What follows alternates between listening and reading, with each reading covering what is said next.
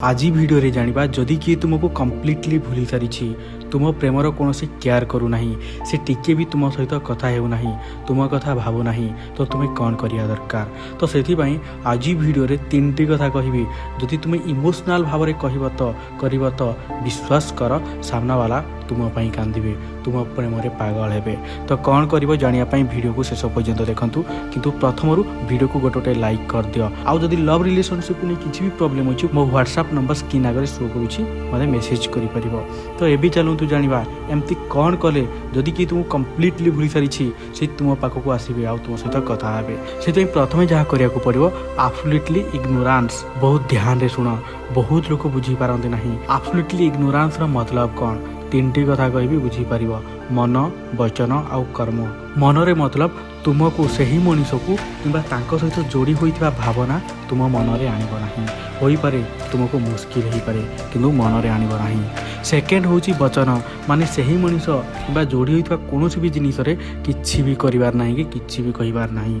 तीन नंबर होची कर्म तुमे तांको नै कोनोसी भी एक्शन करिवो नाही किछि भी करिवो नाही जेमति कि तांको नै स्टॉक करिवो नाही तांको विषय जानिया पई चेष्टा करिवो नाही माने तांको एक्शन रे नेबो नाही। एहा को कहंती एब्सोल्युटली इग्नोरेंस माने सबु जगारू सही मनीष को इग्नोर करिवो। यह है प्रथम पॉइंट। तो नेक्स्ट पॉइंट जहाँ आसूची सेट अप ए एग्जांपल माने तुम्हें समाज रे गोटे एग्जांपल क्रिएट करिया को पड़िबो जे तुम आख पाखरे थिबा लोकंक नजर रे गोटे भलो एग्जांपल सेट होई जो तुमको नै लोक माने तुमको नै एग्जांपल देबा आरंभ कर देबे।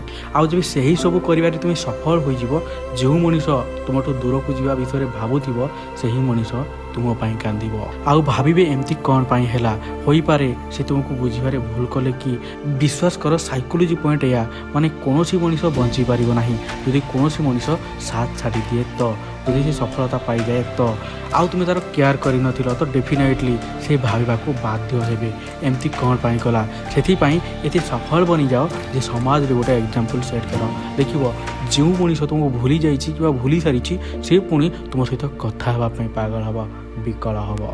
तो नेक्स्ट जहाँ करिया को पड़िबो become a more happiness and successful.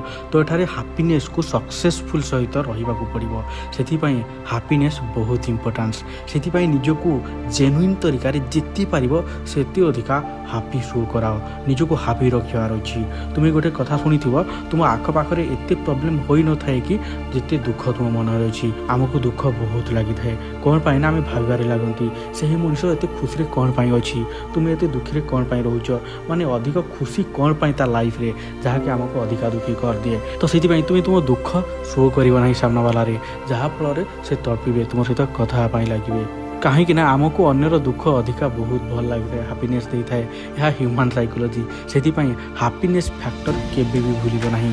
Uh happy रे रहिले गोटे फायदा होई थाए कि गोटे भल रूट क्रिएट होई थाए जहा कि एही तीनटी पॉइंट जदि इस्तेमाल करिवो तो मु 100% गारंटी दोछि से निश्चित तुम सहित कथा हेबे आ जदि भूली जाइछंती पुणी तुम सहित कथा पई बाध्य हेबे। बास जदि एही तीनटी काम करि परिबो तो